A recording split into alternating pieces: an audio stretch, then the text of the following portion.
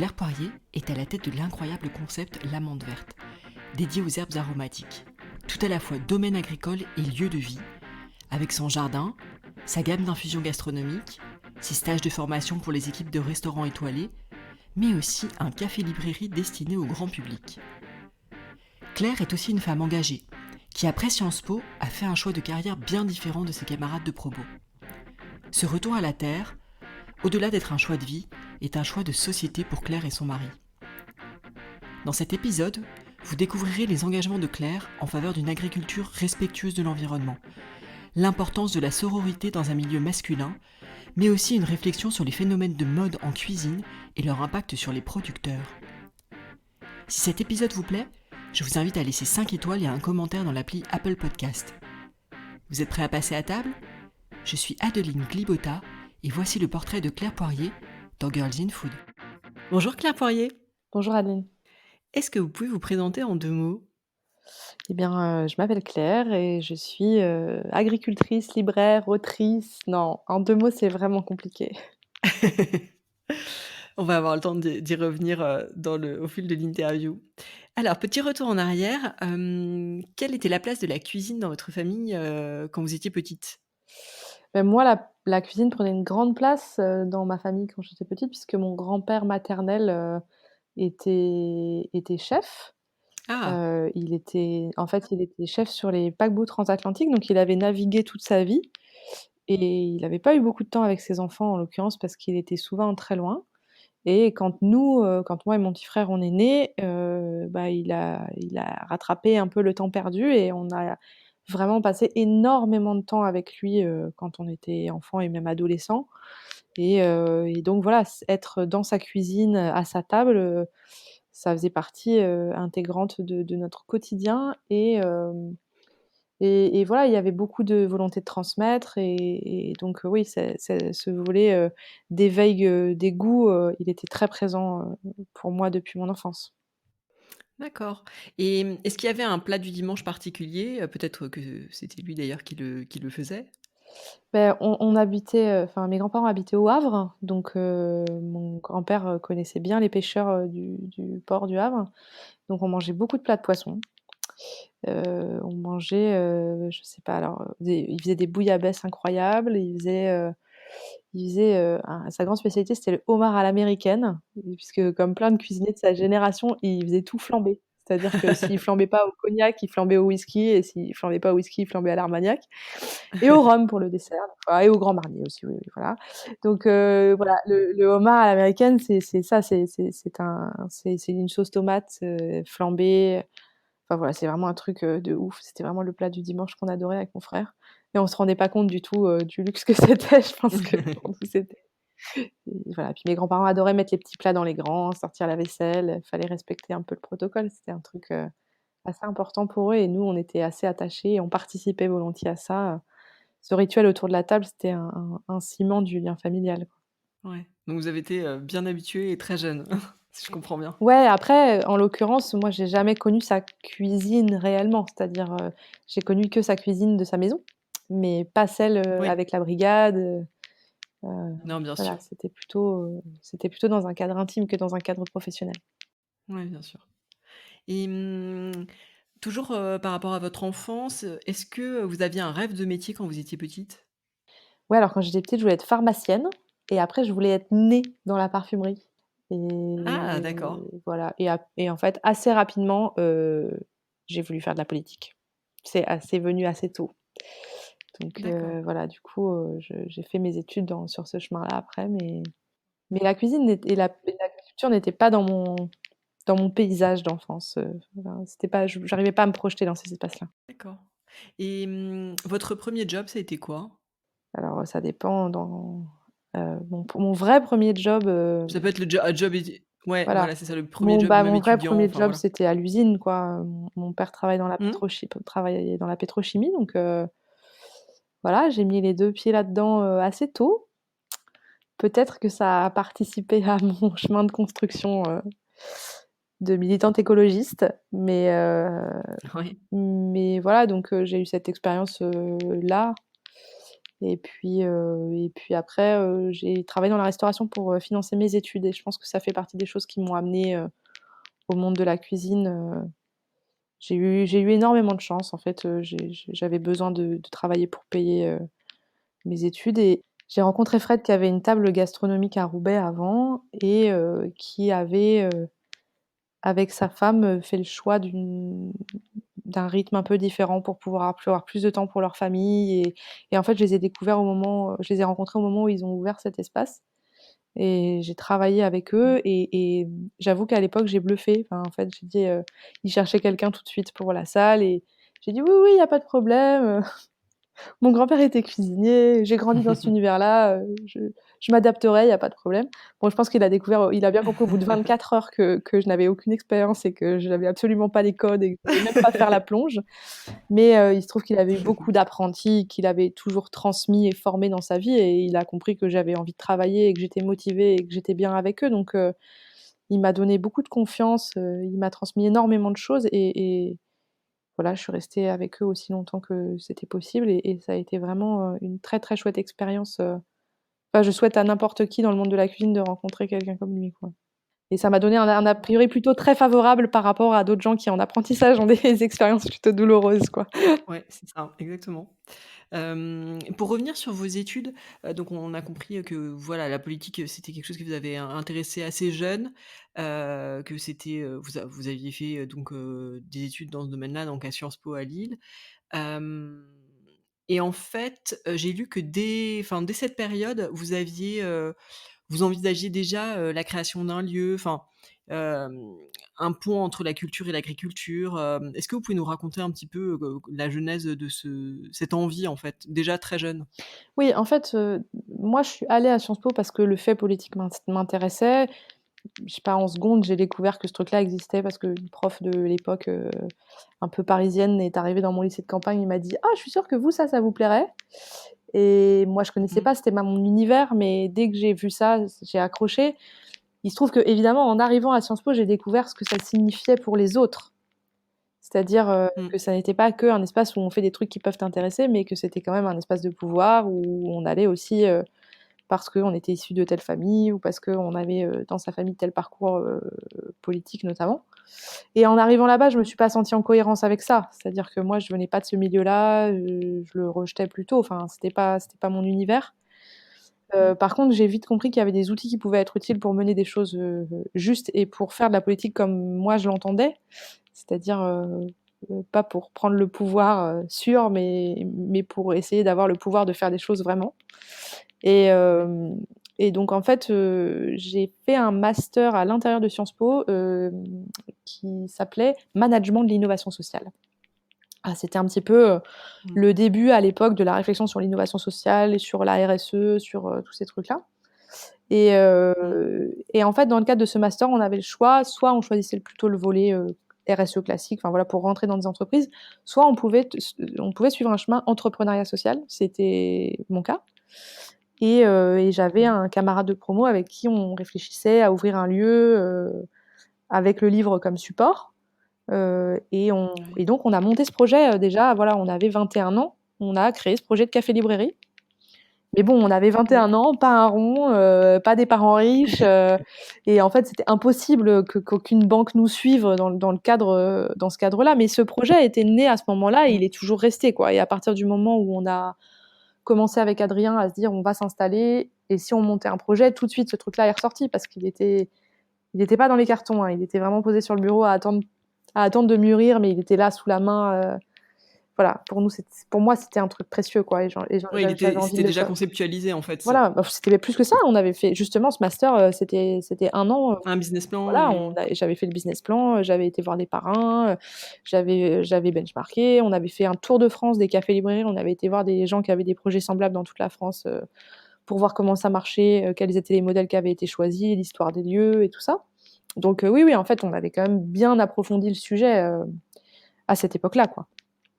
Mais on avait OK. aussi bien dû se rendre à l'évidence que ça allait être compliqué, quoi. Et comment s'est passée du coup la fin de vos études, la transition vers, vers la création de la menthe verte, donc vous allez nous en dire plus.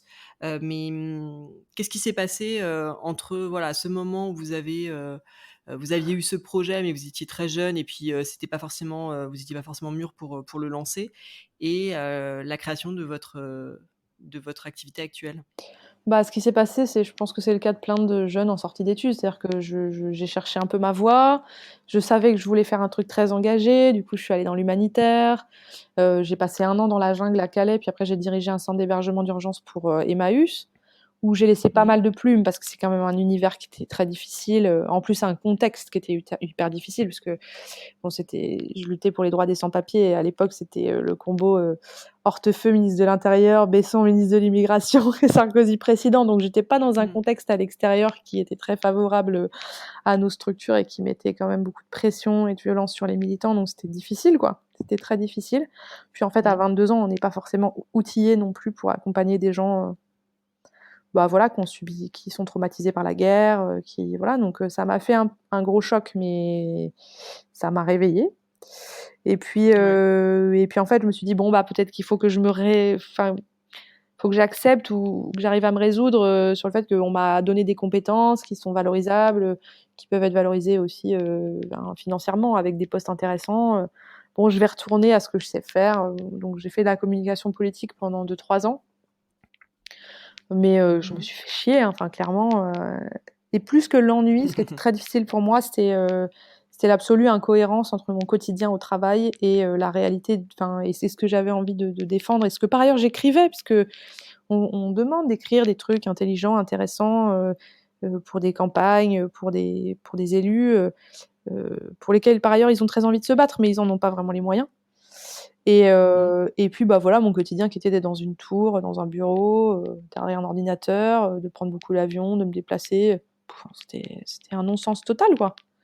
Donc voilà, du Mmh. coup, j'ai fait le chemin vers un militantisme un peu plus actif et dans cet Mmh. espace-là, au camp Action Climat, donc qui est un espace un peu comme les trucs d'Extinction Rébellion aujourd'hui, dans cet espace-là, Ouais. j'ai rencontré Adrien et voilà et après on s'est dit: «Bon, on attend quoi? Que la révolution se fasse toute seule à 30, puisque c'était à peu près le nombre de personnes qu'on arrivait à mobiliser pour faire des super actions de masse.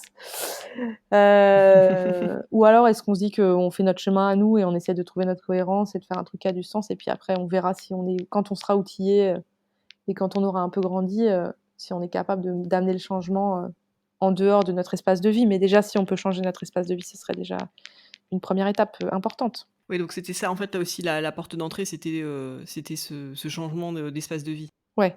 Nous, notre porte d'entrée et notre changement de carrière, il a été vraiment lié à un choix militant, hein. Mmh. Donc à ce moment-là, c'est à ce moment-là que se concrétise votre projet de vous installer dans une exploitation, agricole? Oui, en fait, à ce moment-là, ah non, à ce moment-là, quand on s'est rencontrés, Adrien voulait rentrer en formation agricole. Moi, je voulais Mmh. changer de boulot et clairement, on a mûri le projet, pendant sa formation. Je l'ai suivi en stage et moi, j'avais pas envisagé, à aucun moment d'ouvrir le café en zone rurale. Et c'est devenu tout d'un coup, on s'est dit: «Mais pourquoi? Pourquoi chercher, Ouais, c'était une évident. ville où Mmh. on peut trouver une ferme à côté pour faire un bar, alors qu'en fait, on peut aussi mettre le café à la campagne, il y a pas de problème avec ça?» Et donc là, on Mmh. s'est dit: «OK, c'est ça, on cherche un lieu pour à la fois pouvoir y mener une activité agricole et une activité culturelle» et c'est comme Mmh. ça qu'on a trouvé, la Châtaigneraie des Landes. Et comment s'est fait le choix du type de culture, parce que donc, pour préciser un peu votre domaine d'activité, donc, vous cultivez des plantes aromatiques? On avait tous les 2 la appétence pour les plantes, c'était vraiment un truc, la botanique qui était enfin moi que je fais depuis que je suis enfant et Mmh. qui était une appétence commune. Mais à l'époque où Adrien était en formation, on pensait pas que c'était possible d'en vivre. C'est-à-dire, on pensait pas que c'était Ouais. possible de vivre, de cultiver des plantes et on essayait de réfléchir, est-ce qu'il fallait pas faire un compromis avec du maraîchage ou avec de l'élevage ovin et puis, faire ça pour notre plaisir à côté, quoi. Et en Mmh. fait, en formation, on s'est aperçu que non, il y avait des gens en France qui vivaient de la production de plantes aromatiques et médicinales, Donc on est allé les rencontrer, on s'est formé et en fait, plus on s'est formé, plus c'était évident, quoi. Non, ce serait pas un petit coin de tisane à Ouais. côté de confiture d'œufs ou d'agneau, on allait, Mmh. faire de notre métier la production de plantes aromatiques et médicinales. Une fois qu'on a commencé à construire le projet, on a fait le choix de notre chemin à nous dans la production de plantes aromatiques et médicinales. C'est-à-dire qu'en France, la plupart de nos collègues sont sur le volet médicinal, en fait, essentiellement, ce qu'on appelle, le Mmh. paysan herboriste. Et nous, le Ouais. soin, c'était pas notre chemin. Enfin, ça, on l'a su dès le départ, dès nos stages chez Loïc et Isabelle, qui sont nos formateurs, ben, on a eu, la chance, de le percevoir, quoi. De se dire, «En fait, notre truc à nous, c'est le goût. C'est pas les propriétés médicinales, le conseil, c'est pas notre truc», et donc on s'est dit, «Bah, il faut l'assumer, quoi». Il faut l'assumer, il faut se dire, Ouais. «On aime sortir des plantes de qualité, on veut travailler les tisanes pour le goût, ça n'existe Mmh. pas, mais c'est pas grave, nous allons faire de l'infusion à produits gastronomiques». Et ça fait un peu le pont avec vos racines, votre, intérêt pour la gastronomie, pour le goût, en fait? C'est ça et puis Adrien aussi est dans une famille, plutôt de gourmets, enfin je sais pas comment dire ça, mais son père a une grande passion pour l'œnologie. Il Ouais. a eu une cave avec des copains, il a animé des clubs d'œno, des trucs comme ça et donc depuis qu'il est petit, Adrien, il a l'habitude de goûter, en pleine conscience, quoi. Quand on goûte quelque chose chez les parents d'Adrien, on goûte vraiment. On apprend à faire attention à son ressenti et tout ça et moi, c'est toujours un truc que j'ai adoré avec eux. Et Mmh. et je pense que ça faisait vraiment partie de nos chemins à nous 2 quoi. Et et en fait, c'est pas si courant. C'est-à-dire qu'il y a beaucoup de gens qui font pas si attention que ça à ce qu'ils mangent, quoi. Même des gens qui mangent des produits de Mmh. qualité. Et on s'est dit qu'on avait cette sensibilité commune et qu'il fallait qu'on travaille dessus, quoi. Qu'on travaille Ouais. heu, sur à quel point on est capable d'associer, des saveurs, heu, des univers olfactifs et des émotions, quoi. Mmh. Et Mmh. c'est comme ça qu'on a créé l'amande verte. Et je trouve que ça fait aussi un lien quelque part avec votre, enfin le premier, votre, le métier auquel vous pensiez quand vous étiez enfant, quand vous nous avez dit que vous vouliez, être, né. Finalement, il y a un certain lien aussi avec ça. Enfin, vous y êtes revenu par ce côté, le travail olfactif? Ouais, en fait, je pense que ça, c'est pas un truc qu'on choisit, hein, mais il se trouve que j'ai toujours été ultra sensible. Je rentrais dans la maison quand j'étais enfant, je savais ce que ma mère était en train de cuisiner, je savais quelles épices elle avait utilisées, quelles herbes du jardin elle avait mis dedans. Enfin, j'ai toujours eu vraiment une très grande Mmh. sensibilité olfactive et dans les 2 sens, hein. Ça veut Ouais. dire que j'étais aussi super dérangée par les odeurs fortes et tout ça. Mais mais en même temps, je pense que c'est ben, voilà, je pense que c'est quelque chose qu'il faut apprendre à appréhender, c'est une chance, en fait, d'avoir une sensibilité sur un champ, quel qu'il soit, et Mmh. donc plutôt que d'en faire un handicap, et ben, faut en faire une force, quoi.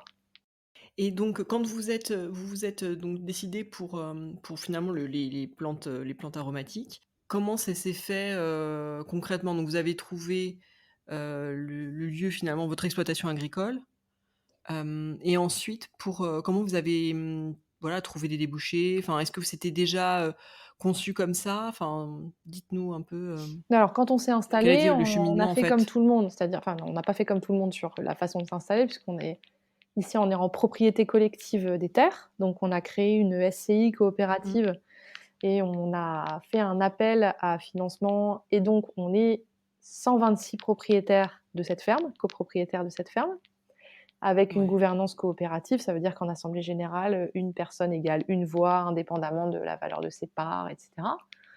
Donc on n'a pas fait les choses tout Mmh. à fait comme tout le monde, mais Non, non, non. par contre, comme beaucoup de gens qui s'installent en plantes aromatiques et médicinales, ben, on a fait nos tisanes, on est allé sur le marché et puis, on a regardé les magasins bio du tout autour et puis voilà. Puis en fait, au bout d'un moment, on s'est dit, «On n'est pas en train d'assumer ce qu'on fait, quoi. Ce qu'on veut faire, Mmh. c'est faire de l'infusion un produit gastronomique» et ben, à ce moment-là, il faut aller s'adresser aux bonnes personnes. Il se trouve qu'on ne connaissait pas de cuisinier, enfin, je veux dire, bah, à part Fred, justement, avec qui je m'étais formée, à Lille, Ouais. on n'avait pas de réseau dans le monde de la gastronomie et c'était pas notre univers, naturel, enfin, on n'avait ni l'un ni l'autre évolué dans ces espaces, voilà. Donc il se trouve qu'à cette période-là, on avait un ange gardien.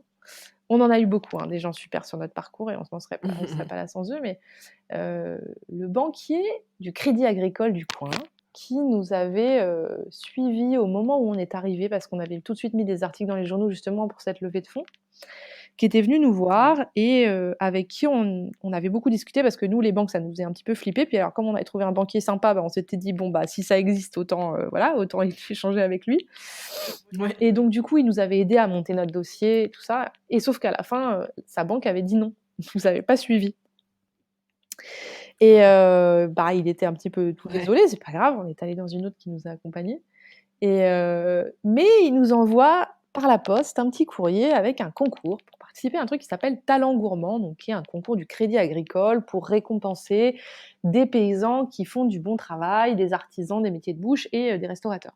Bon, donc on s'est inscrits et puis en fait on a gagné et on s'est retrouvés dans cet espace, assez improbable quoi, parce qu'évidemment, il y a donc, les responsables du Crédit Agricole, de Bretagne, plus des chefs, plus, des artisans, plus et en fait, du coup, on s'est retrouvés les 2 pieds dans le réseau de la gastronomie bretonne, alors qu'on n'y avait avant absolument aucun contact, quoi et ça nous a ouvert plein de portes. Le directeur du Crédit Agricole s'est excusé de pas nous avoir suivis, à l'époque en disant: «Bon, on a un petit peu merdé sur ce coup-là». C'était très sympa de sa part. Donc c'était un moment très drôle et très surprenant et surtout vraiment ça nous a mis le pied à l'étrier. C'est-à-dire qu'après, une fois qu'on a été identifiés, ayant gagné ce concours, Oui, d'artisans de les tisanes, qualité, on a été contactés par le Collège ouais. culinaire de France, on a rejoint le réseau du collège et puis en fait, on a été aussi contactés par des chefs bretons qui avaient vu ça dans le journal et voilà et en fait, c'est comme ça que l'histoire a commencé, quoi. Juste après, ce qui nous a apporté de la légitimité, et ce qui a fini de nous positionner dans cet espace de l'infusion est un produit gastronomique, c'est le parrainage de François-Régis Caudry. Moi, je les avais contactés, j'avais contacté, l'équipe d'On va déguster pour, parler des tisanes, pour dire qu'il fallait parler des tisanes, que c'était important et tout ça et en fait, François-Régis Caudry nous a invités en 2015 dans l'émission et après, voilà, après c'était vraiment, enfin pour nous, ça a été un levier super fort, quoi. Et justement, c'était une de mes questions parce que donc, très enfin, dès le début, vous vous êtes orientés vers bon, bah, des tisanes gastronomiques et qui ont été, très rapidement, bah, donc repérées par des chefs, voilà, par le milieu de la gastronomie. Et elles sont maintenant, servies, voilà, dans les plus grands restaurants, et pour autant, elles sont aussi, accessibles, aux particuliers, notamment par de la vente en ligne. Je me demandais comment les 2 types de consommation s'articulent, en fait. Est-ce que, vous faites des créations exclusives pour les chefs? Est-ce que, enfin, voilà, comment ça fonctionne? Mais nous, on fait un produit de luxe accessible à tous.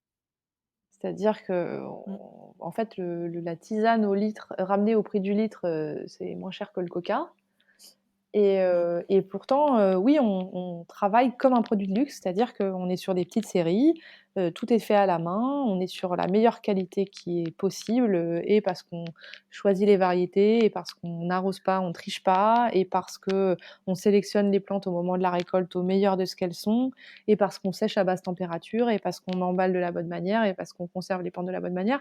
Donc en fait, on va faire un produit qui est vraiment un produit de luxe au sens où il demande heu, énormément de travail et d'attention et où on mène ce produit au mieux que c'est possible de le faire. Mais en même temps, Mmh. oui, effectivement, ça reste accessible à tous. Avec les chefs, en fait, bah, on commercialise les plantes directement, les plantes simples et eux conservent la Brut, créa. c'est-à-dire, c'est ça? Voilà, donc nous, bah, brutes, en l'occurrence, elles sont triées et cetera. Mais par contre, eux, ils conservent le volet Non, bien sûr, mais je veux création. dire, la une variété unique, par exemple, Voilà, c'est ça. ouais. Tout ce qu'on appelle plantes simples, c'est pas mélangé, quoi. Donc Oui, OK. on va vendre de la rose, du romarin, de la marjolaine des Baléares, je sais pas. Hem et donc en fait, on va proposer les plantes simples et après c'est du côté de la cuisine ou de la salle qui vont conserver, le volet créa ou alors on va nous les former à le Mmh. faire pour que, ils aient ce savoir-faire et qu'ils puissent proposer aux clients une création qui correspond à chaque fois, ben, à la carte, au dessert, à la saison, à l'idée que le chef a envie de développer et cetera. Ou alors on va fournir des assemblages, heu, qui sont ceux que nous, on a créés, ou alors effectivement, on peut aussi faire des assemblages sur mesure en fonction d'un univers, d'une zone géographique, d'un pédoclimat, et donc on va travailler soit sur, l'univers olfactif sur lequel le chef, enfin qui est un peu son identité, ce qu'ils appellent leur plat signature et cetera. Soit on va Mmh. travailler, sur un terroir, et donc on va essayer de trouver les plantes qui sont révélatrices de ce terroir et de faire une création à partir de ça. C'est vraiment D'accord. assez différent en fonction des espaces, dans lesquels on est amené à intervenir. Et est-ce que, dans votre, relation avec les chefs, ça vous fait évoluer vous aussi dans votre travail? Je pense notamment, pourquoi pas, est-ce que vous plantez des variétés parce que, vous avez suite à un échange avec un chef? Alors est-ce que c'est, voilà, est-ce que l'influence, enfin, elle peut aller aussi dans le enfin, elle va dans les 2 sens? Oui, alors, oui, parce qu'on a toujours une phase, enfin nous on expérimente, beaucoup, donc nécessairement, les échanges avec les chefs, c'est très c'est ça génère beaucoup de réflexions et on tente des choses et voilà. Après on reste assez prudent parce que, il y a pas mal de modes dans la cuisine. Mmh. Et en fait, il est arrivé qu'on installe des trucs et puis, parce que c'est à la mode un moment, puis après plus personne n'en veut. Enfin, en fait, si on n'a pas envie de rentrer dans ces logiques-là, de flux courts, de nouveautés, les gens nous demandent beaucoup: «Ah, vous faites pas des Ouais, bien sûr. nouveautés?» Parce que dans le monde de la tisane est codifié sur le monde du thé parfumé, en fait. C'est le thé parfumé, bon, voilà, D'accord. mariage, daman, le palais d'été et cetera Mmh. qui file les co enfin qui fixe les codes du monde dans lequel on évolue, et en l'occurrence, c'est un truc où il y a toujours de la nouveauté, vu que c'est pas très compliqué de rajouter un nouveau pchit parfumé à l'ananas ou à la noix de coco ou je ne sais quoi, sur un thé qui a pas de goût, Mmh. et enfin voilà, donc forcément, c'est pour nous, c'est très compliqué dans cet espace-là qui est très codifié sur, la tisane de printemps, la tisane de Noël, la tisane détox, la tisane de l'été à boire en frais et cetera, qui change tous les ans. Ouais, Alors que nous, on va pas changer tous les ans les plantes qui sont à notre disposition, quoi. Donc bien sûr. enfin, on essaye d'imposer aussi le respect de la saisonnalité, des cycles longs, de ce qu'impose le fait de travailler de manière naturelle. Et ça, c'est Mmh. pas toujours très simple à comprendre pour nos interlocuteurs qui, eux, ben, ont l'habitude d'un marché qui leur propose, à foison d'offres, plein de parfums, plein de couleurs, plein de voilà, donc voilà, nous, on fait avec les ressources qui sont les Mmh. nôtres, avec le climat et le sol qui est le nôtre, et donc on peut pas tout faire, et voilà. Donc c'est à la fois on essaye, Ah, bien sûr. mais on a aussi des limites par rapport aux rêves qui peuvent être, par rapport à ce qui peut être projeté, d'attente sur, heu, sur la tisane comme ça peut l'être pour le thé, par exemple. Bien sûr, puis en plus, il y a le temps de la, bah, de la culture quoi, qui prend du temps en tant que tel. Donc même si, il y a le désir, d'un chef bah, de tester une plante ou quoi, le temps qu'elle pousse, enfin, forcément le cycle est évidemment long. Oui, par exemple, Romain Médère et Jessica Préalpato, ils utilisent beaucoup le mélilo. Du coup, on en avait Mmh. parlé et j'avais envie d'en faire, mais c'est une bise annuelle, donc ça veut dire qu'on va la récolter en année 2. Et en fait, Mmh. on l'a installée, en année 1, elle a bien poussé, en année 2, elle a pris la canicule, elle a cramé, elle est morte, quoi. Donc là, ça veut dire Mmh. qu'entre le moment où on a eu envie d'en faire et le moment où on va le récolter, il va falloir Mmh. 4 ans, en fait, Ouais. parce qu'on repart à zéro vu qu'elle est morte. Ouais, bien sûr. Donc Mmh, mmh mh. l'expérimentation et la mise en œuvre de nouvelles cultures, c'est long, en fait, et ça nécessite du temps, et Ouais. donc c'est aussi un truc qui nous projette dans le temps long. On bénéficie du Mmh. fait que, le jardin, en fait, ici, on a une zone de production, un champ, voilà, où on est plus organisé, avec des petits rangs de 50 mètres, voilà, et puis on a aussi un jardin qui permet d'accueillir le public, où on a, plus de 200 variétés de plantes aromatiques et médicinales. Et maintenant, Mmh. on passe systématiquement par l'expérimentation au jardin d'abord, à petite échelle. On regarde si ça correspond à notre pédoclimat, un peu quel type d'itinéraire de culture il faudra. Est-ce qu'ils aiment l'ombre, le soleil? Est-ce qu'ils ont besoin de beaucoup d'eau, et cetera. On sélectionne la variété la Mmh. plus adaptée à notre sol, voire on l'adapte nous-mêmes. On fait les boutures et après on installe. Donc en fait, c'est un processus long, mais qu'on commence à Mmh. structurer aussi, d'une autre manière, quoi. Parce que les ratages de commander des graines, de faire 100 mètres en plein champ et de foirer le truc derrière, bon, ouais, on le fait 1, 2, 3 fois, puis après on le refait pas.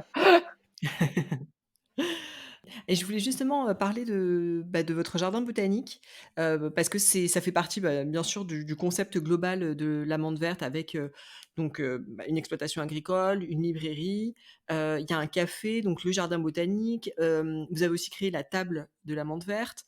Est-ce que vous pouvez nous en dire plus sur toutes ces activités? Comment elles s'organisent? Comment elles sont nées les unes après les autres? Dès le départ, on a eu la volonté de créer un lieu agriculturel. Notre objectif, c'était de créer ici un lieu agriculturel, mélanger une activité agricole et l'accueil de public. Notre plus grande inquiétude, c'était de prendre une ferme et de s'enfermer, parce que ce mot-là, la ferme, le fermage, c'est pas totalement anecdotique, hein. Non. Et on voulait absolument avoir un lieu ouvert qui permette d'accueillir le public, de transmettre notre passion sur les plantes. Il était déjà sur le papier et quand on a choisi ce lieu, qu'on ait la possibilité d'avoir un espace qui accueille le public. Sauf que quand on a racheté la ferme après 2 ans d'expérimentation ici, le café-librairie était une ruine. Donc il a fallu faire les travaux, rénover, mettre aux normes pour accueillir le public. Donc ça a été très long en fait. Donc on a développé l'activité agricole avant d'avoir le lieu. Et en fait, Ouais. quand le lieu a ouvert, l'amande verte avait déjà une certaine notoriété. Donc, on a fait le choix d'appeler ce lieu la table de l'amande verte parce que ce qu'on voulait, c'était un espace de commensalité où on s'assoit ensemble. Donc ici, il n'y a pas des petites tables individuelles, il y a plutôt des grandes tables. Bon, d'ailleurs, avec le coronavirus, il va falloir qu'on s'adapte. Ouais, Mais, c'est une réinvention. voilà. Donc en fait, l'idée ici, c'était que les gens s'installent ensemble, partagent, échangent en fonction du voilà, ils pouvaient venir d'endroits différents, venus seuls ou avec des amis et à la fin, ils se rencontrent et ils se retrouvent autour de la table et autour des plantes et voilà.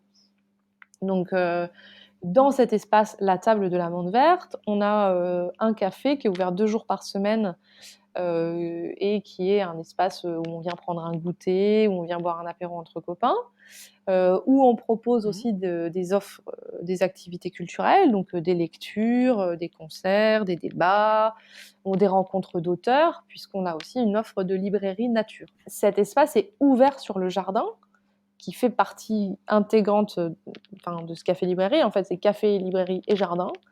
Ce Mmh. jardin où on trouve des plantes, mais aussi on a des tables, on peut s'installer pour pique-niquer, les enfants peuvent aller jouer et les parents bouquiner tranquillement et il y a un espace de liberté en plein air pour ça. C'est aussi un espace qui nous permet de proposer des animations et de la médiation autour des plantes. Donc cette médiation, je la propose au grand public pour faire de la découverte, à des scolaires aussi par exemple. Je travaille aussi beaucoup sur le volet sensoriel avec des personnes en situation de handicap parce que justement on travaille sur l'éveil sensoriel et sur l'échange autour des sens et donc voilà, je reçois beaucoup de gens à qui ça fait du bien en fait, cet espace de stimulation et d'éveil. Et puis après je travaille avec des professionnels, donc là, plutôt des professionnels de la salle, et de la cuisine à Mmh. qui je fais découvrir le spectre aromatique de la nature, je transmets des savoir-faire sur les méthodes d'extraction et d'utilisation dans la cuisine, dans la pâtisserie et cetera. Et puis, on forme les équipes, des restaurants gastronomiques avec lesquels on travaille à intégrer l'infusion dans le rituel gastronomique. Donc, à avoir les mots pour dire, à connaître les plantes, à pouvoir répondre aux questions des clients, à pouvoir proposer, à assembler les saveurs entre elles, et à maîtriser les techniques qui sont liées, à la réalisation des infusions. Donc c'est vraiment un tout. Cet espace-là, c'est vraiment l'espace de la transmission envers vraiment tout un tas de publics très différents. Et du coup, je m'interroge sur, votre au quotidien, bon, je suppose qu'en fonction des saisons, votre quotidien varie énormément. Est-ce qu'il y a une journée type? Est-ce que, à quoi ça enfin, voilà, à quoi ressemble votre quotidien, Non, alors la journée type, ça n'existe pas ici, c'est pas possible. Mais ce qui est sûr, c'est que c'est très saisonnalisé. C'est-à-dire que tout le volet de formation professionnelle, les sur-mesures et tout ça, c'est hors saison. Enfin, c'est hors saison agricole, j'entends. Oui. Sachant qu'on a, nous, en plus, une double saison. On a la saison touristique et la saison agricole, puisqu'ici en Bretagne, on a quand même beaucoup de public au café-librairie, entre le mois de mai et le mois d'octobre, qui est aussi le moment où je fais le plus de balades botaniques grand public et tout ça. Après, Mmh. au café, on est une structure, donc on s'est structuré en association pour, le café-librairie. Je suis pas la seule à intervenir, même si je porte le projet et on a des salariés qui assurent, le service bar, de manière à pouvoir, nous, avoir du temps sur la partie agricole. Enfin voilà, on peut pas tout faire en même temps. Donc voilà Mmh. et par contre avec Adrien, on conserve au maximum, la partie savoir-faire et agricole qui nous est précieuse, voilà pour notre quotidien et pour notre façon d'envisager notre vie, notre vie professionnelle, quoi. Donc voilà, donc moi Mmh. pour l'amande verte, je m'occupe plutôt, de la partie commerciale et après j'aide, en agricole aussi. Bon, surtout que depuis 2 ans, Adrien, a eu des soucis de santé, donc du coup, heu, on a un peu réorganisé les tâches. Mais ouais, ça, Mmh. c'est assez mouvant, là. Depuis 2 ans, c'est vrai que c'est un peu difficile de donner, une journée type, d'autant plus qu'on a eu ces Ouais. trucs-là à gérer, quoi. Est-ce qu'il y a un moment où vous vous êtes dit, «Ça y est, j'ai trouvé ma voie»? Ou est-ce que c'était dès le départ, quand vous étiez encore à Sciences Po, quand vous avez, travaillé sur ce projet, ou alors est-ce que c'est arrivé plus tard quand vous avez créé l'amande verte? Ou est-ce que voilà, c'est toujours, en attente? C'est une question piège. Hem, Quand on est arrivé ici et qu'on a monté le projet, on s'est vraiment dit qu'on avait trouvé notre truc. Après, trouver notre Mmh. voie, c'est compliqué parce que l'un comme l'autre, on a plein de compétences et d'aspirations différentes Mmh. et si on a fait ce projet qui est aussi tentaculaire, où il se passe pas mal de choses, c'est aussi parce que c'est notre façon d'être et de vivre, en fait. On a besoin d'interaction sociale, mais on a aussi parfois besoin d'être seul. On a besoin du lien à la terre, mais on a aussi besoin du lien aux humains et d'une stimulation intellectuelle. On a besoin de produire, mais on a aussi besoin d'écrire et en fait, c'est là-dessus qu'on s'est trouvés et je pense que c'est aussi, pour ça que dire qu'on a trouvé notre chemin, c'est un peu compliqué parce que c'est un peu, enfin, je pense pas qu'on en soit même encore là aujourd'hui, mais par contre, oui, ce qu'on a construit, on en est fiers et ça nous correspond et plus encore, dans les moments difficiles, en fait, on sait qu'on a fait le bon choix. C'est-à-dire que, Mmh. heu, quand, le genou d'Adrien a cassé et qu'on s'est dit, «Bah, en fait, on va peut-être plus pouvoir faire ce métier», on a eu le Mmh. droit de se dire: «Est-ce qu'on arrête tout?» Et en fait, c'était inenvisageable. Ici, c'était notre place et ce métier-là, c'était celui qu'on avait envie de faire et ces métiers-là même, en fait, et on s'est dit: «OK, non, on va trouver une solution parce que s'il fallait se poser la question, là, on est obligé de se la poser et il y a pas d'autre réponse que celle de on est à notre place ici, donc on va trouver l'énergie de trouver des solutions». Mais en même temps, enfin voilà, on n'est pas les 2 pieds dans le même sabot et on se dit pas: «Bon, bah, on va faire ronronner le truc et puis, tant mieux». On a envie de découvrir, on a envie d'apprendre, on n'estime pas, même après 10 ans, qu'on sait où on est et que tout va bien. Donc on expérimente beaucoup, on améliore et on change encore nos techniques culturales, on multiplie les variétés, on essaye d'innover aussi sur les assemblages et sur, l'accompagnement des gens, dans le volet formation professionnelle. Enfin, voilà, c'est pas statique, c'est dynamique. Ouais, bien sûr, et ça a vocation à toujours enfin, à continuer à évoluer, je suppose. Ouais.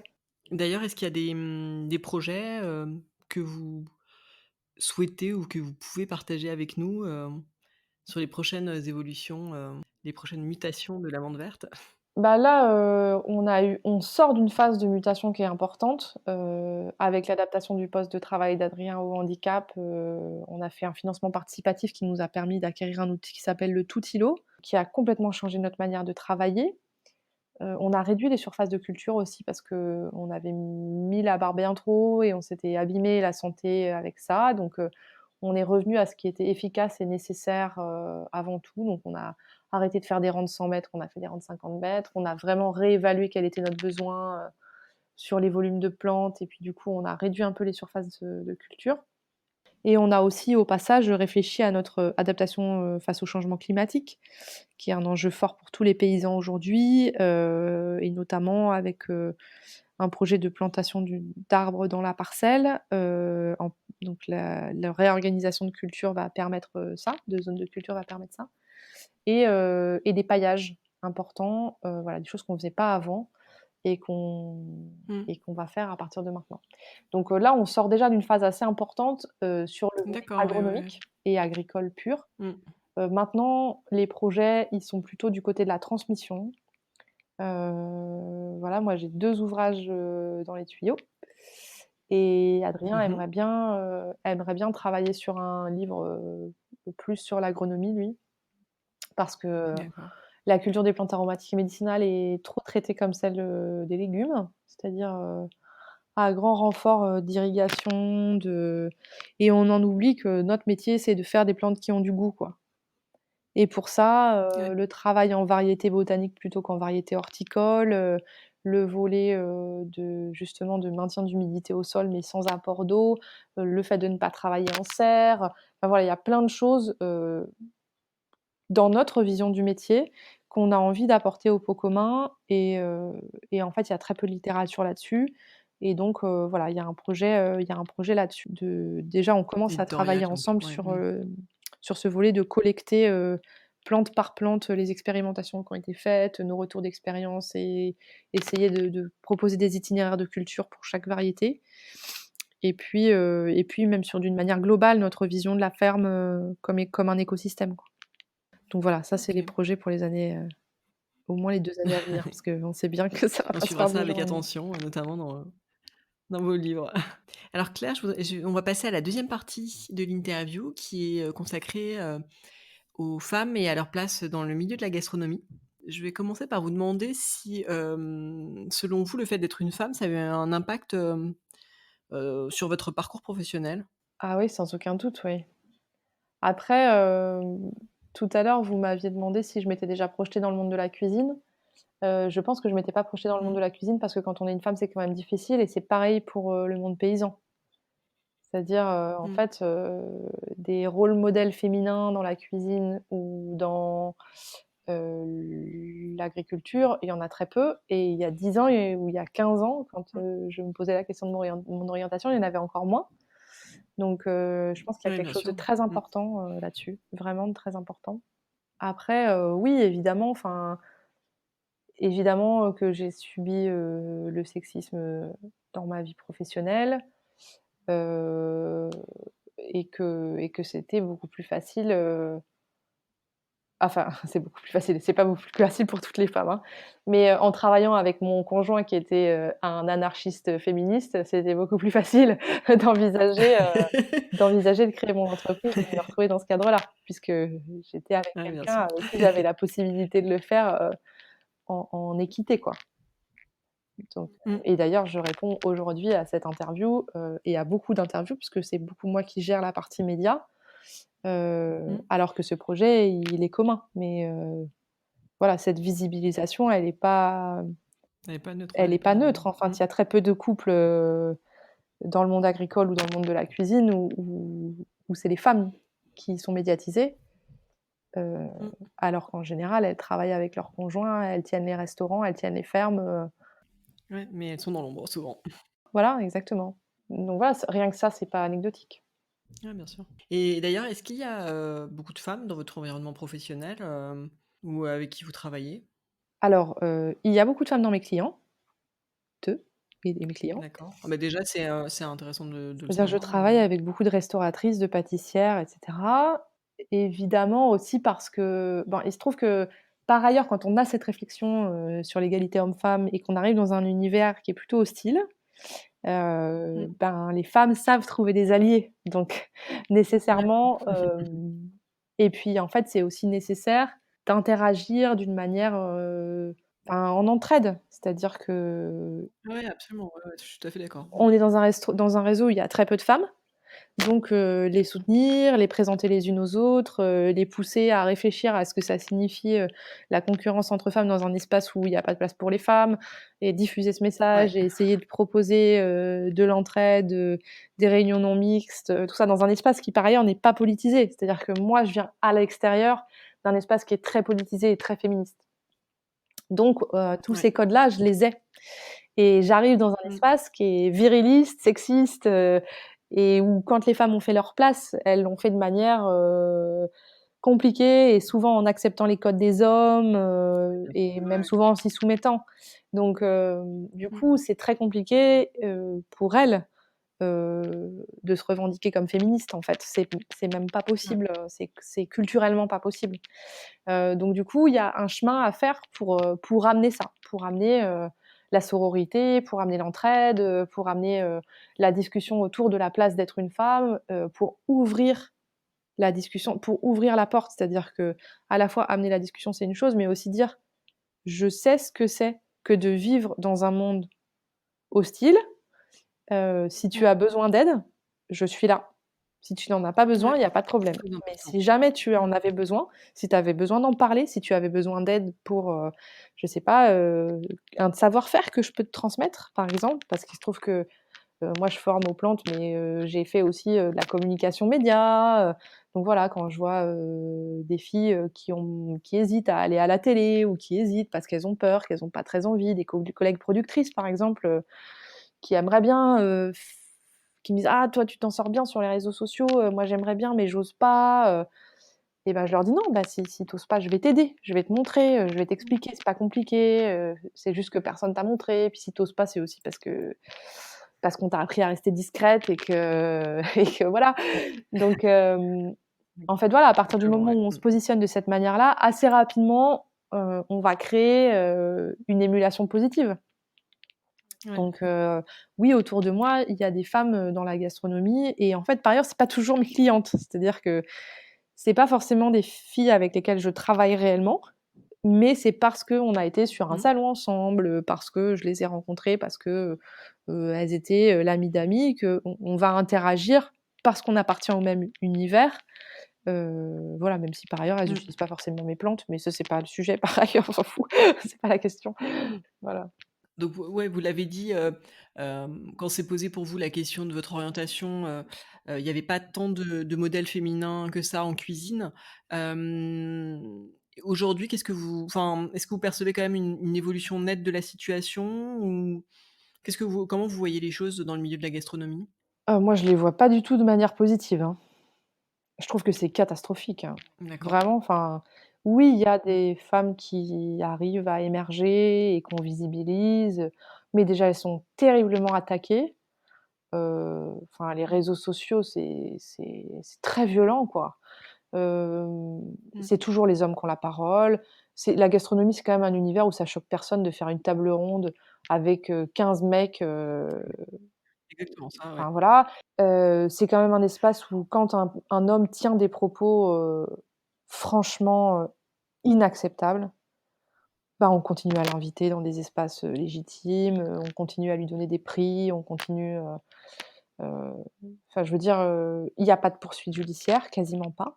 Quand il y a des faits de violence, quand il y a des faits de sexisme, quand il y a des propos scandaleux qui sont tenus, il y a pas de condamnation. Donc forcément, à partir du moment où il y a de l'impunité, il y a de l'omerta.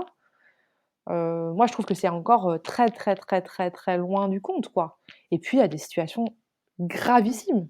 Je veux dire, pour le coup, en cuisine, il y a des filles qui subissent des violences qui sont absolument inacceptables, quoi, et qui dégoûtent un nombre énorme de candidats au métier, de candidates et de candidats aussi, hein, parce qu'il y a aussi des hommes qui supportent pas ces Bah, systèmes-là. bien sûr, ouais, ouais. Et et voilà, par exemple, j'en parlais avec Nadia Samut, qui est une femme Ouais. chef, qui est une femme rayonnante, qui porte des valeurs positives et tout ça, et qui retrouve dans beaucoup de ses candidatures, c'est un truc de fou. C'est-à-dire qu'elle, quand elle recrute des gens, quand elle dit: «Bon alors c'est quoi votre expérience dans le monde de la cuisine?» Elle a un nombre incalculable de gens qui disent: «Bon, j'ai été usée et abîmée par plein de gens, mais j'ai vu que peut-être chez vous, il y aurait un espace où c'est possible d'être traitée, justement, normalement et où je Dignement. pourrais Ouais. m'épanouir dans la cuisine, quoi». Et Mmh. et je trouve que c'est terrible qu'elle témoigne de ça, quoi. Enfin, c'est voilà, donc je pense qu'il y a encore énormément de travail à faire. Donc oui, enfin moi c'est aussi pour ça que j'ai répondu, positivement à ce podcast, hein. Je je plus sois totalement à toutes les initiatives qui permettent, aux femmes de discuter, de se renforcer les unes les autres, aux hommes alliés de trouver un espace pour pouvoir dire, apporter leur soutien. Mmh. Mais et surtout de donner de la visibilité, de donner la parole, de donner la libre parole aux femmes aussi, parce que, les médias, qui disent sans cesse: «Bon alors, ça fait quoi d'ouvrir, un restaurant quand on est une femme?» Enfin voilà, c'est pénible en fait, c'est pénible, c'est Mmh. pas ça l'enjeu, c'est pas ça l'enjeu. L'enjeu c'est plutôt de Non. donner la parole aux femmes pour qu'elles portent le message qu'elles ont envie de porter, quoi. Et ça, Ouais, c'est ouais. on en est encore très loin, quoi. On en est encore très loin. Ah Enfin, oui, oui, c'est sûr. je suis très je suis très heureuse de pouvoir être dans cet espace que vous avez créé, mais ils sont encore des niches, quoi.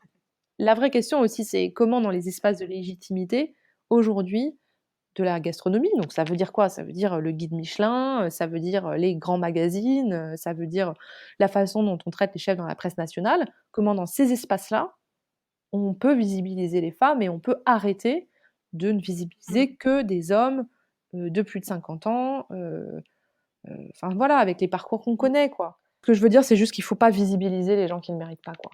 Il faut donner de la parole à ceux qui portent un message d'ouverture, de solidarité et d'espoir. Et les messages exclusifs et sexistes, stop, quoi.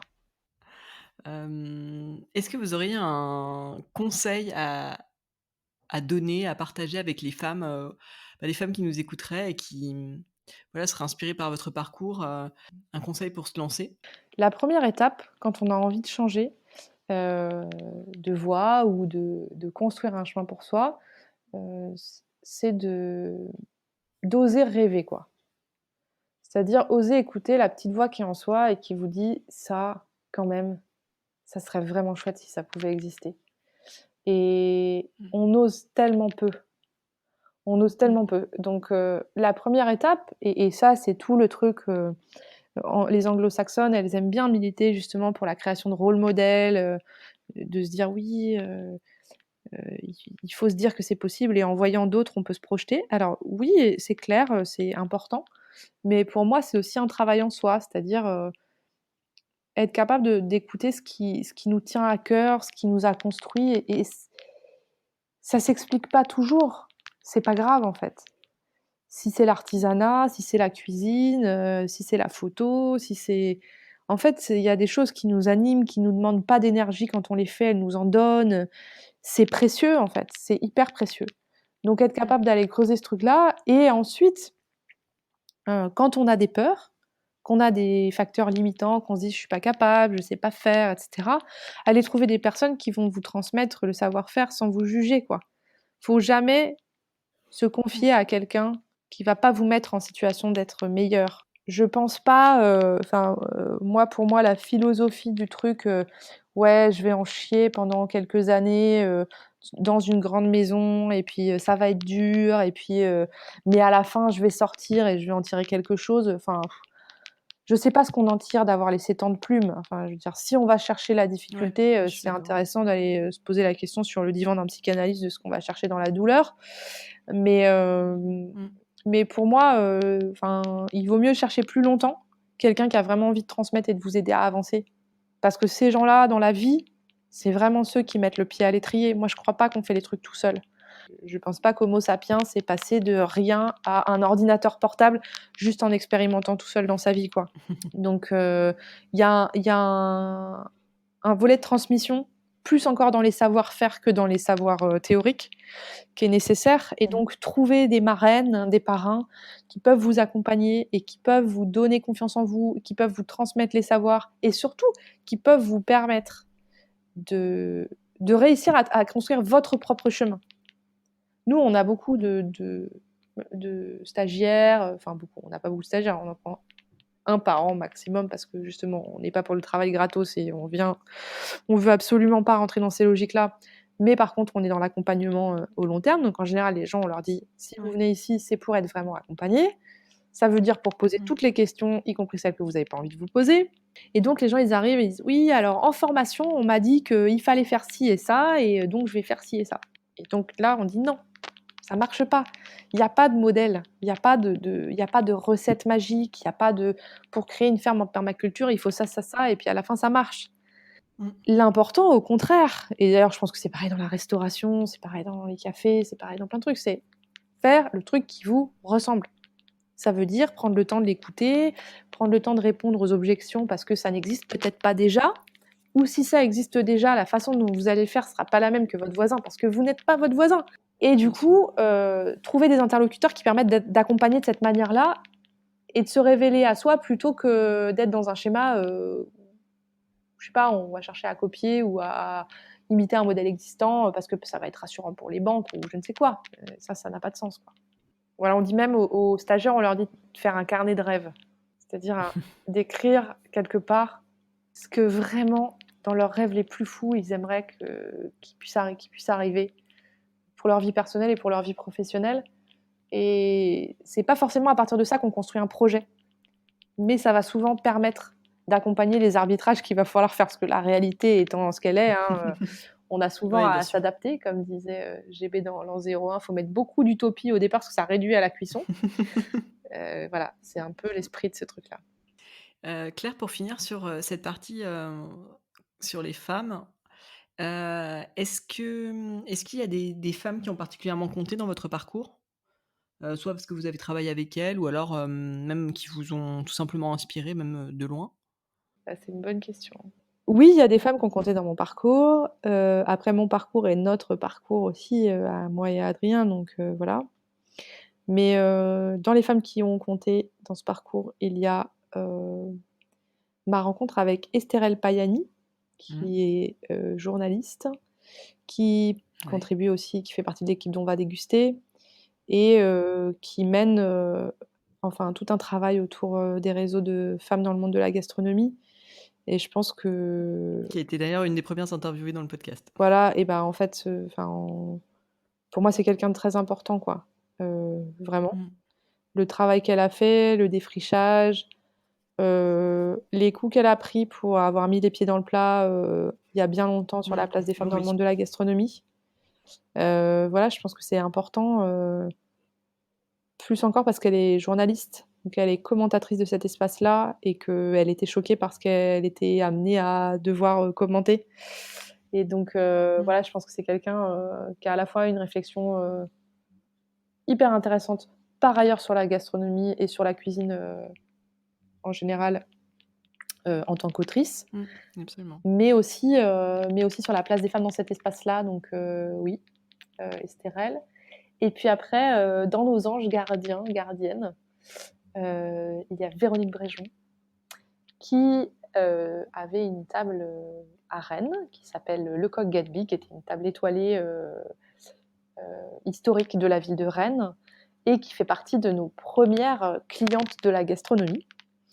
Heu, qui avait repris cette entreprise à la suite de ses parents et de ses grands-parents, je crois que c'était la troisième ou la quatrième génération et qui nous a, mis le pied à l'étrier, avec qui on a tout essayé. Enfin, on lui a fait des créas et qui nous a présenté plein de gens et qui est vraiment une femme, surprenante, excentrique, passionnante, passionnée, elle est comme ce lieu qui était absolument improbable, enfin voilà, qui avait une histoire révolutionnaire et en même temps qui était un temple de la bourgeoisie rennaise. Enfin voilà, c'était vraiment, c'est vraiment une personne, voilà, qui nous a présenté des gens merveilleux. Enfin voilà, je pense qu'elle fait partie, et puis c'était un modèle de femme entrepreneur, qui mène la boutique et qui voilà et en fait, que je trouve inspirant et sa fille, Virginie est prof à Ferrandi et c'est une fille passionnante, qui nous a beaucoup accompagnés aussi sur la création de notre marque, sur l'amande verte, sur l'ouverture de ce lieu. C'est une lignée elle a en plus créé une lignée de femmes inspirantes donc non, non, c'est voilà vraiment, Véronique Bréjon, madame Bréjon. On va passer à la dernière partie de cette interview, le questionnaire Girls in Food. Donc ce sont des questions plus légères pour mieux vous connaître. Claire, est-ce que, vous pouvez nous parler de votre dernier coup de cœur food? Alors ça peut être, un restaurant, mais ça peut être un livre, ça peut être, ce que vous voulez, un lieu, mmh. Alors moi, je vais vous parler d'un livre, c'est, La pâtisserie naturelle de Jennifer Hart Smith. Oui, Je ne sais pas si vous connaissez Tutti Gambetta? exactement. Heu, Si, si. Jennifer Ouais. avec qui, on échange régulièrement, qui est une fille super, inspirante pour le coup, et Mmh. j'ai adoré ce livre. Moi, j'ai une petite fille qui est allergique au gluten, au lactose, donc du coup, la pâtisserie, c'est très compliqué et puis quand on fait de la Mmh. pâtisserie, bah, en fait, souvent, c'était très décevant et ce livre, m'a sauvé le confinement. Parce que et puis voilà et puis en fait, même pour nous, c'est une manière différente de considérer, la pâtisserie, enfin voilà, en dehors du beurre et du sucre, strictement. Elle amène à travailler des matériaux naturels. On est vraiment sur la même ligne de prendre les produits bruts, utiliser les produits qui sont à notre disposition dans la nature. Donc ouais, ça, c'est une Mmh. super découverte food, on me l'a offert et vraiment, je l'ai pleinement, amené assez au top de ce qu'il pouvait m'offrir au moment du confinement où j'ai eu le temps de cuisiner et je l'ai pris. et on a beaucoup partagé avec ma fille à faire ça aussi. C'était vraiment un plaisir et c'est un livre que je recommande hautement. S'il y avait un plat qui devait résumer votre enfance? Le gâteau de crêpes, c'était le truc que j'avais le droit d'avoir pour mon anniversaire, que mon grand-père me faisait pour mon anniversaire. C'est un scandale diététique. Ça consiste à faire une crème pâtissière avec des raisins trempés dans du Grand Marnier, plein de vanille. On va tartiner et des petites écorces d'orange dans l'idéal. On va tartiner cette crème pâtissière entre des crêpes sur une épaisseur de 10 bons centimètres. Donc on a une alternance de crêpes et de crème pâtissière sur 10 centimètres. Et ensuite on fait une meringue italienne qu'on met par-dessus et on flambe le tout au Grand Marnier. Ça, ça c'est vraiment l'Everest culinaire de mon enfance. Il n'y a rien qui pouvait me faire rêver plus que ça. Et j'attendais tous les ans mon anniversaire parce que si j'avais pas réussi à en négocier un autre dans l'année, parce que ça prend un temps fou à faire, évidemment, si j'avais pas réussi à en négocier un autre dans l'année, j'avais le droit à mon gâteau de crêpes pour mon anniversaire. Et je dois dire que ça, c'est quand même un truc. Je le vois pas beaucoup à la carte des restaurants avec lesquels je C'est travaille. bizarre. Je crois que c'est un peu dépassé maintenant, les desserts à l'assiette avec des mousses légères et des sorbets, c'est plus trop la mode du gâteau de crêpes. Mais j'avoue que j'ai une immense nostalgie et voilà, j'en ai refait qu'une seule fois toute seule, hein, depuis que mon grand-père est décédé, mais ça viendra. Peut-être si j'ai la foi, à un moment, je me remettrai à faire un gâteau de crêpes. Mais j'y pense, je crois que c'est Hélène Darroze qui a mis un gâteau de crêpes, à la carte d'un de ses restaurants, il me semble. Vraiment. Mais je crois que c'était au matcha, donc c'était pas à Grand Marnier, mais il me semble que c'est comme quoi ça revient peut-être. Si le gâteau de crêpes revient, je serai la femme la plus heureuse du monde. Est-ce qu'il y a un plat que vous avez goûté et que vous n'avez jamais oublié? Ouais, il y en a pas mal, Non, il y a un truc que j'ai goûté la dernière fois que j'ai été surprise, vraiment incroyablement surprise, c'était pas par un plat préparé. Romain Médère m'a fait goûter une technique de fermentation de cerises dans de la Mmh. cire d'abeille. Je sais pas si vous connaissez cette Ah technique? non, non, pas du tout. En fait, il prend des cerises à maturité, il les trempe dans la cire d'abeille de manière à ce qu'elles soient parfaitement hermétiquement enfermées dans la cire et la cire est Mmh. un antifongique donc du coup, ça va pas moisir à l'intérieur. Ça va fermenter et je sais pas, on était en fin d'année, donc ça faisait au moins 6 mois qu'elles étaient, à fermenter et il a cassé cette coquille de cire et il a coupé la cerise qui avait l'air fraîche, alors qu'on était peut-être en novembre. À l'intérieur, ça pétillait sur la langue. Enfin vraiment, c'était un des trucs les plus fous que j'ai mangé de ces 3 dernières années. Mmh. Vraiment, et surtout se dire que c'est un produit qu'on connaît, c'est naturel, il y a eu très peu de transformation. Ouais.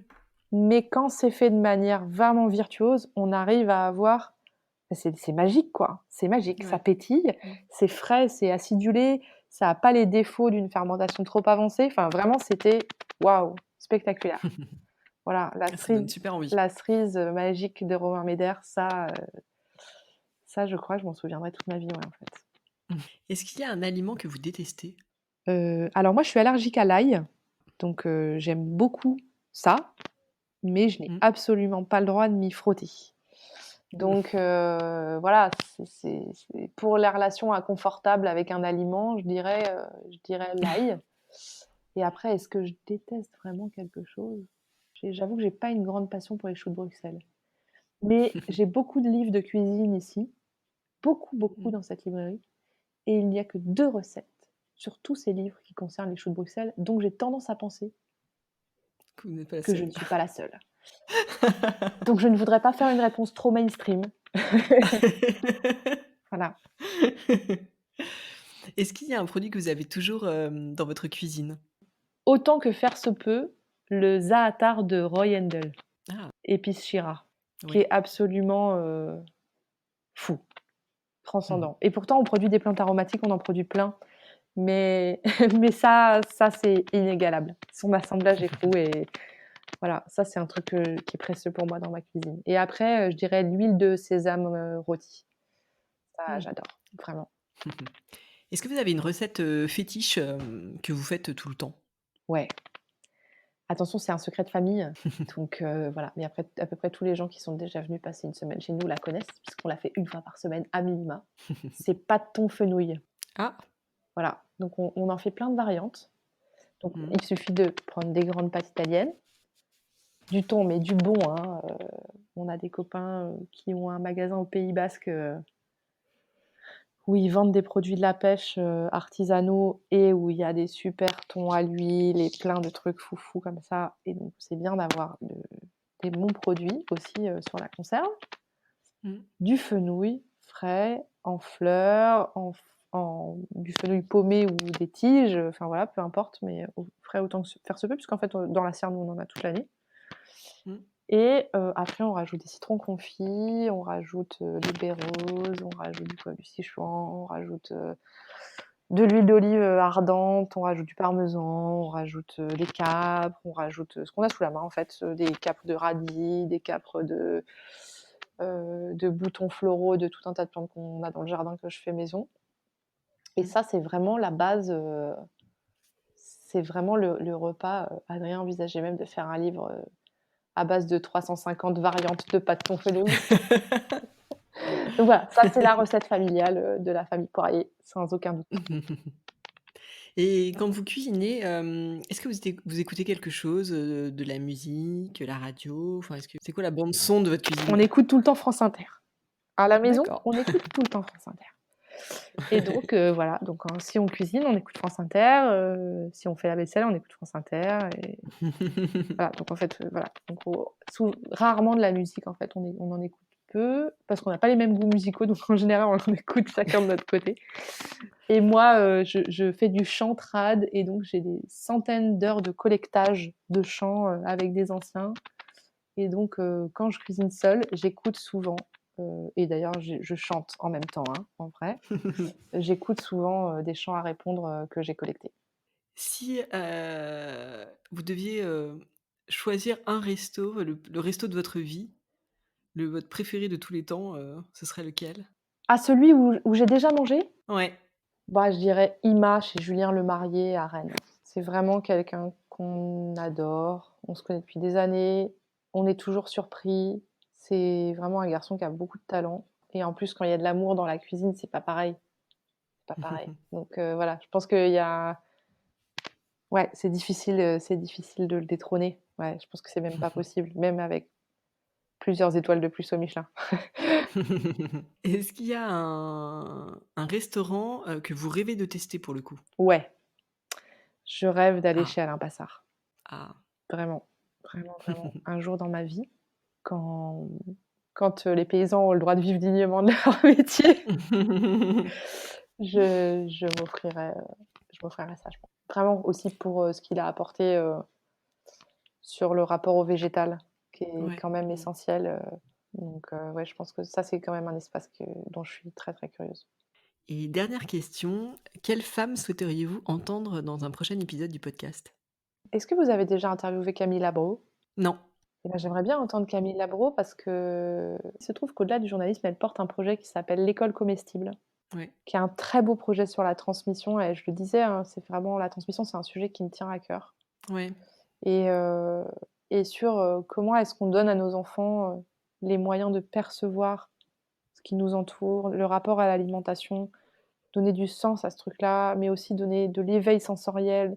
Enfin voilà, pour moi, c'est vraiment, le travail qu'elle est en train de mener là-dessus, c'est une petite révolution culturelle en France, Mmh. sur le rapport à la santé, alimentation, à la nature, sur le lien entre les villes et les campagnes, entre les producteurs et les consommateurs et je pense que ça doit commencer tôt, quoi et que c'est pas possible qu'il y ait Ouais. des enfants aujourd'hui qui soient capables de reconnaître, les logos de je ne sais combien de marques de vêtements, de restaurants, de l'industrie food et de voitures et qui sachent pas faire la différence entre une courgette et une aubergine, quoi. C'est Mmh. pas possible, c'est pas possible. Donc il faut amener les producteurs dans les écoles, il faut amener du végétal dans le monde de ces enfants-là. Ma fille, elle se pose pas, heu, je sais qu'il y a plein de gens qui aiment pas il y a plein d'enfants qui aiment pas les légumes, mais il se trouve que, quand elle les plante, qu'elle les récolte, même si des fois les radis piquent un peu trop, au-delà de ça, Ouais, elle a pas le même rapport au le végétal qu'un rapport est enfant qui différent, le ouais, voit dans bien une sûr. barquette. Ouais. C'est pas possible, c'est pas la même manière de vivre les choses et après ça Mmh. fait des adultes, qui ont pas du tout non plus le même rapport à l'alimentation Ouais, bien et sûr. plus c'est travaillé tôt et mieux c'est. C'est comme le sexisme. Plus on déconstruit tôt et moins on abîme de gens au passage et moins on rend le système, enfin voilà, moins Mm. on fait de ce système quelque chose de normal. Donc Ouais. oui, il faut expliquer aux enfants, d'où viennent les œufs, d'où vient le lait, et que c'est bon de manger des légumes, que c'est bon le goût des légumes, que c'est bon les goûts qu'il y a Mm. dans la nature, quoi. Un grand merci Claire Poirier. Merci beaucoup. À très À bientôt. bientôt. Un grand merci à Claire Poirier pour sa participation à Girls in Food. Si ce podcast vous plaît et que vous souhaitez le partager avec le plus grand nombre, rien de plus simple. Mettez-lui 5 étoiles et laissez un commentaire dans l'appli Apple Podcast. J'attends vos réactions sur cet épisode sur Instagram, sur le compte girls.in.food, ainsi que vos suggestions d'invités. À bientôt pour une nouvelle interview de femmes inspirantes.